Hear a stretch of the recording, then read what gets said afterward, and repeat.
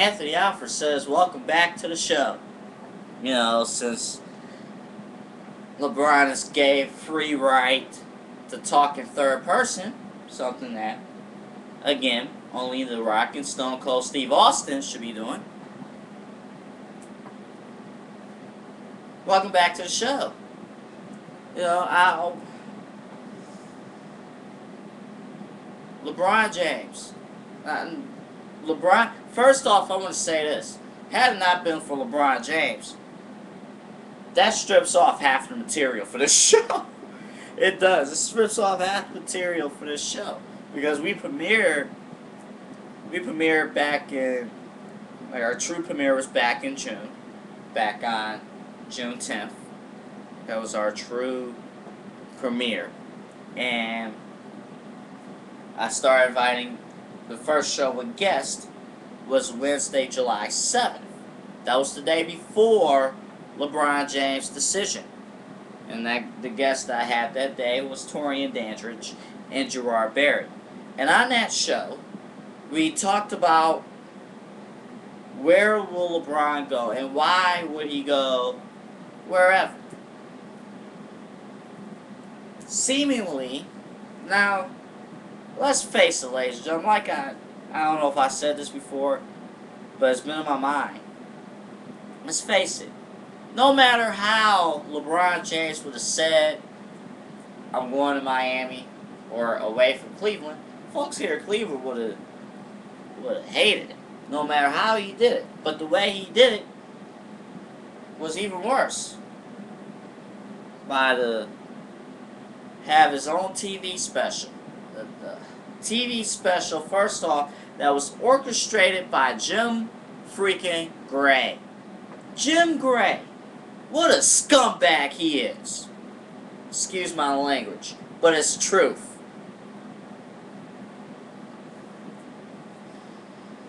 And to think, I might have actually given this guy a benefit of the doubt. But, you know, what irritated me about that special, before you actually, first off, ESPN advertised that LeBron's going to give his decision within the first 15 minutes of the show. He didn't give his decision until 9:27 because Jim Gray wanted to ask such questions as, well, LeBron, what was you thinking about when you woke up this morning?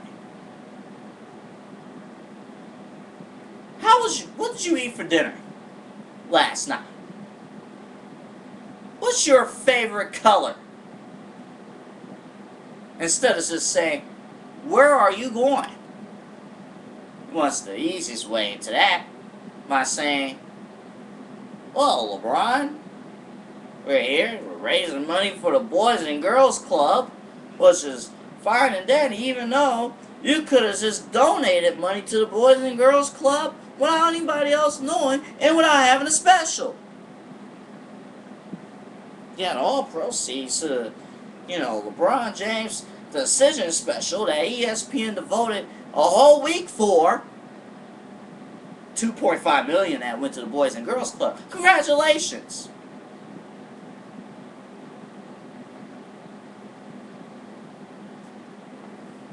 No wonder why LeBron James, in a snap of a second, went from a respectable athlete, one of the most beloved athletes in sports, to being the most hated. No wonder. But we ask this question. Did we create this monster? Did we create this attitude that LeBron James can do whatever he wants? I mean, let's face it. Let's look back at the track record.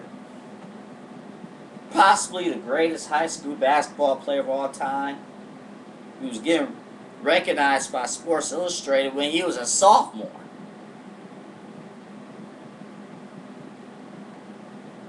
Gets drafted by the Cavaliers. 03. Cavaliers gives him the world. Gives him the world. We'll let you and your boys come in, obviously. when you're that great, you have to have people in you have to form a circle. You can't go in there. You can't make decisions alone. That's understandable. You can't go in there being a lone duck.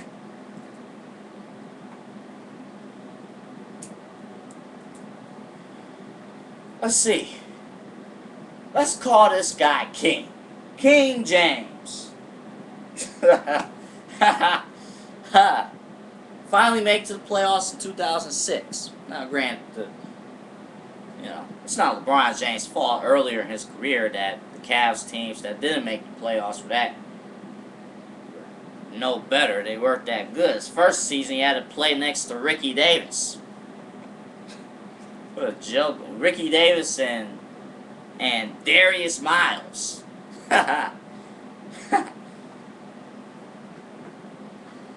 But LeBron James brings the Cavs to the playoffs. Almost took down Detroit, who was the king of the East. Kings in the NBA, along with San Antonio that year. Almost brought them down. 07. You remember 2007? You remember 2007 when LeBron scored, what was that? Let's see, Game 5 of the 07 Eastern Conference Finals, and put up 28 of the last 29 Cavs points, 25 straight. And by the way, on that team, you had a crippled Larry Hughes. You had a crippled Larry Hughes, and you had Damon Jones. You had Daniel Marshall on that line. So I'm not mistaken what LeBron gave him the world. If it wasn't for LeBron James, we would have been lucky to sneak out of the first round of playoffs that year.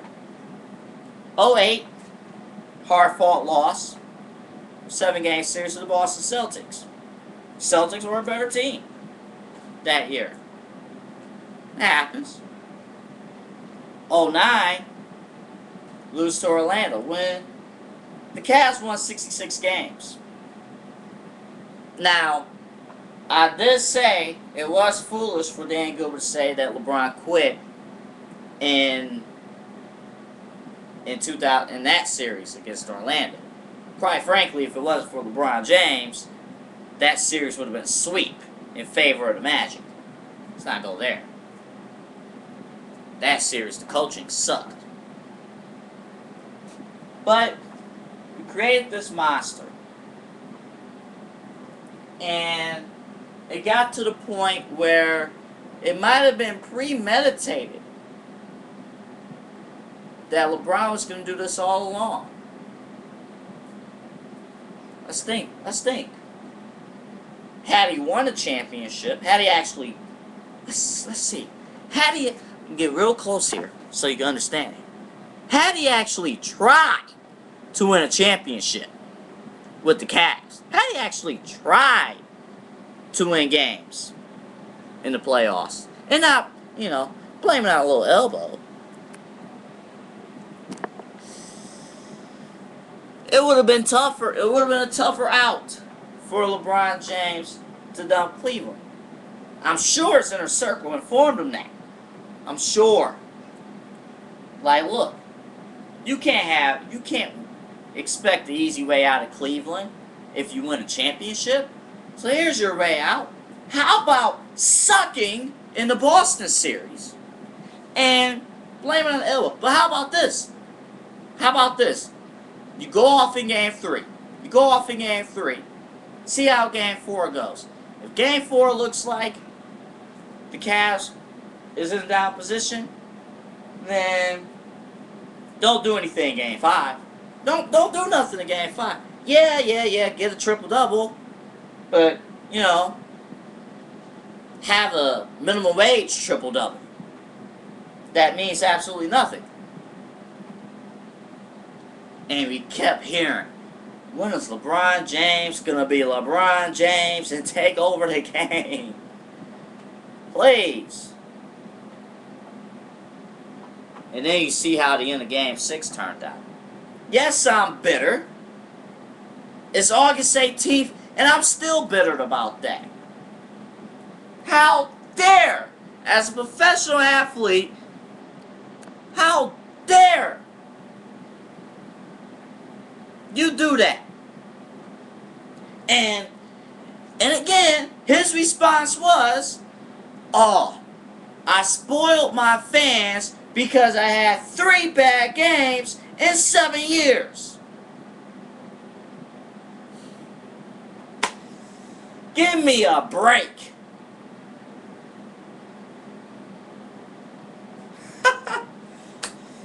Give me a break. I spoiled my fans. I spoiled my whole family by my play. How dare you say those idiotic comments like that?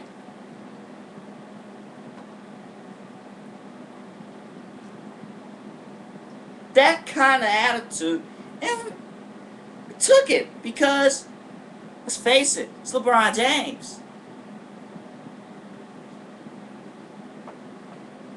But he's gone now. He left. Deuces.